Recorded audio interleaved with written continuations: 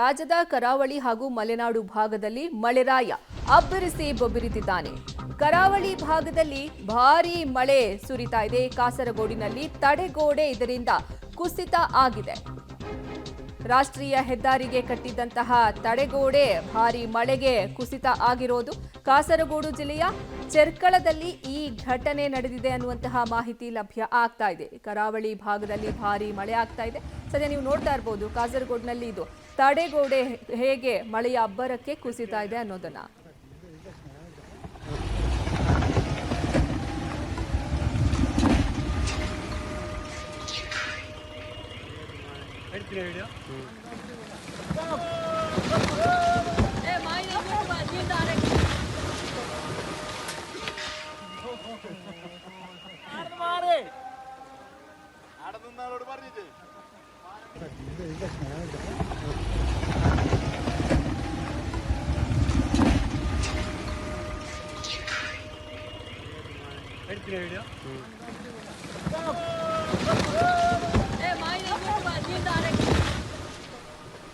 ಸದ್ಯ ಕರಾವಳಿ ಹಾಗೂ ಮಲೆನಾಡು ಭಾಗದಲ್ಲಿ ಮೃಗಶಿರ ಮಳೆ ಬರ್ತಾ ಇದೆ. ಈ ಅಬ್ಬರದ ಮಳೆಗೆ ಅಲ್ಲಿನ ಕಾಸರಗೋಡಿನಲ್ಲಿನ ಒಂದು ತಡೆಗೋಡೆ ಕೆಳಗೆ ಬೀಳ್ತಾ ಇರೋದನ್ನ ನೀವು ಗಮನಿಸ್ತಾ ಇರಬಹುದು. ಹೀಗಾಗಿ ಅಲ್ಲಿ ಸಂಪೂರ್ಣವಾಗಿ ಒಂದು ಬದಿಯ ರಸ್ತೆ ಸಂಚಾರವೇ ಬಂದ್ ಆಗ್ಬಿಟ್ಟಿದೆ. ತಡೆಗೋಡೆ ನೋಡ್ತಿದ್ದಂತೆ ಕಾಸರಗೋಡಿನ ಚೆರ್ಕಳದಲ್ಲಿ ಘಟನೆ ಆಗಿರೋದು.